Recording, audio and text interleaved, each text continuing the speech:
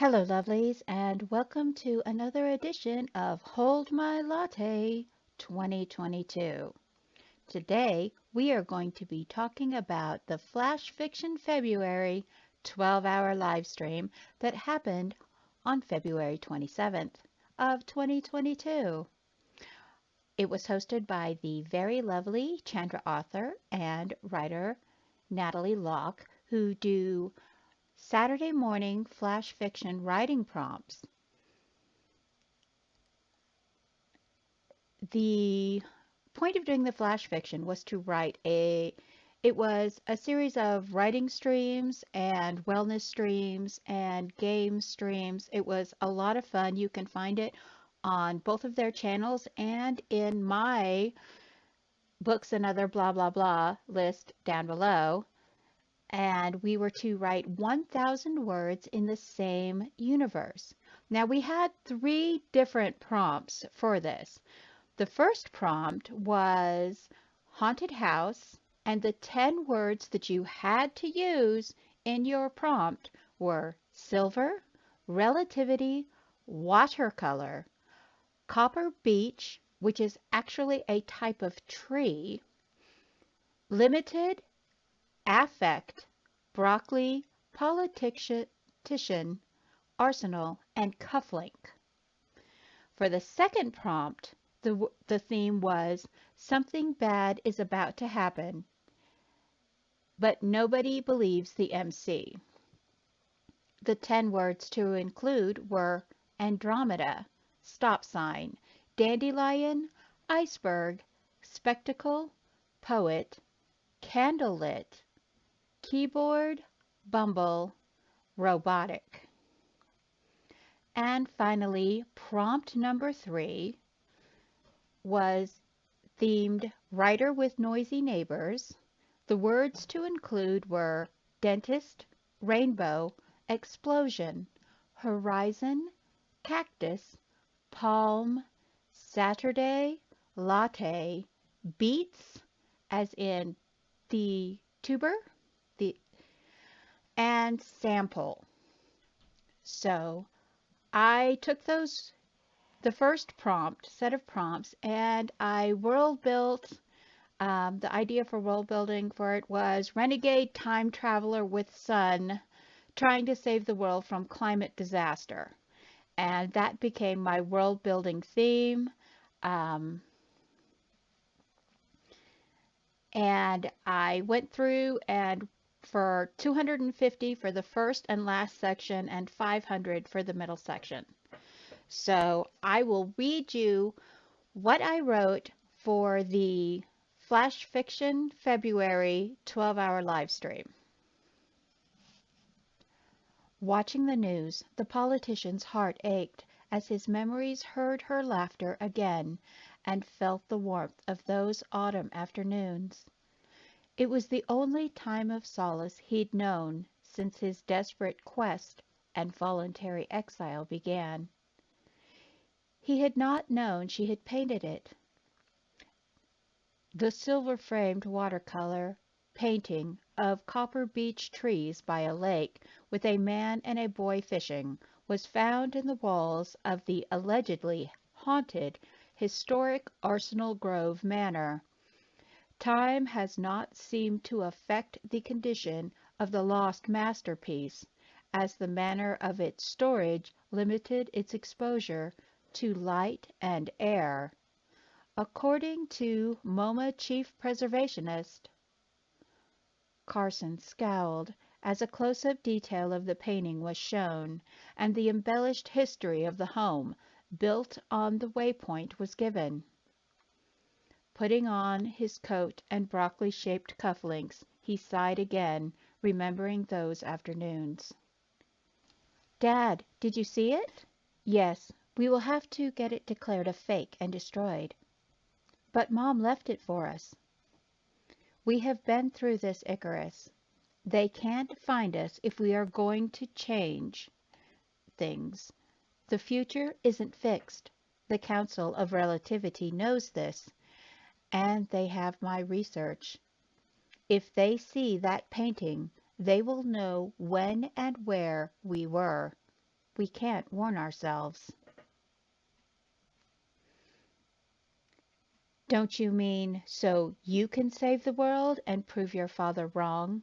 His petulant, defiant look returned, accusing. I'm just your luggage. Your mother. They didn't find us then. It was a car accident. Part 2. The spectacle of another green campaign event was too much after seeing his mother's painting on the news. That his father wanted it destroyed bothered him on the deepest level, despite the risk it posed. Grieving, Icarus left. Waiting at the crosswalk, his attention fell on a dandelion growing in the crack between the curb and the pavement. Its cheerful yellow head bobbed in the wake of passing cars, huffing out the fumes choking the world. A bumblebee landed on the precarious perch, hanging onto it like a child riding one of the horses from the Central Park carousel. Looking past Battery Park, he could see the Hudson River on the other side of the buildings. One day, icebergs would be floating there, with ash-tainted snowflakes in the air, instead of bees skimming above the grass. It was all so beautiful and would become so terrible.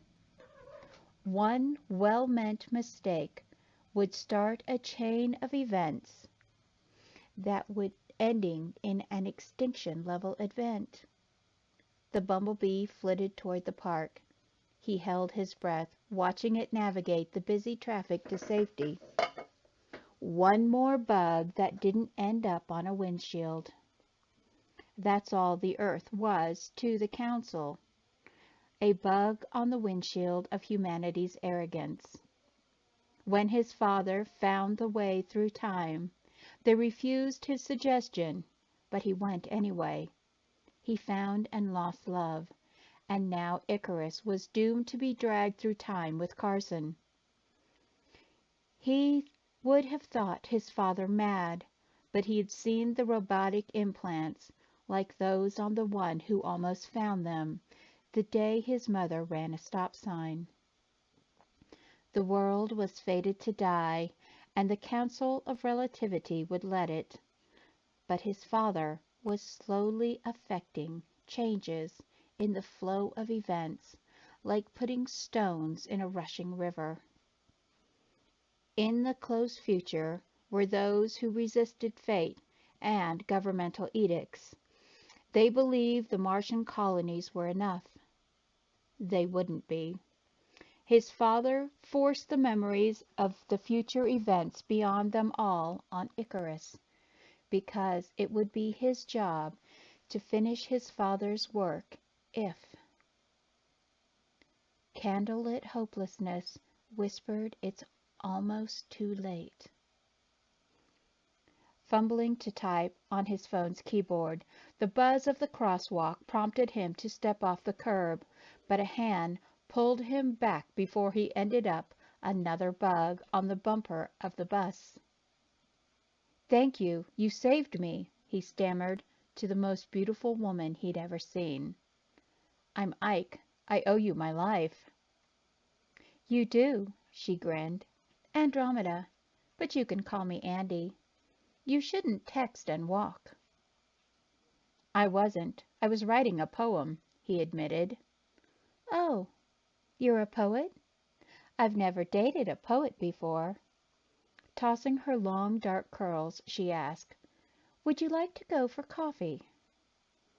"I don't drink coffee. It's bad for—" He stopped, suddenly embarrassed by his father's environmental rhetoric coming out of his mouth.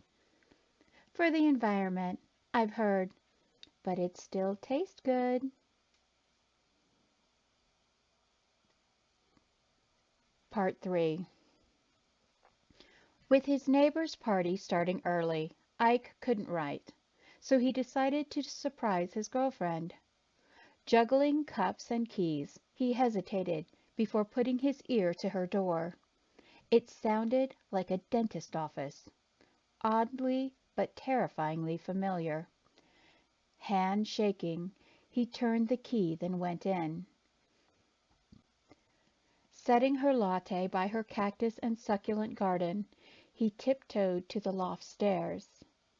The hum ceased suddenly, then the access door to the roof slammed. He hurried to catch up. The chandelier crystals hanging from her giant palm splayed whimsical rainbow patches on the walls, mocking his fear.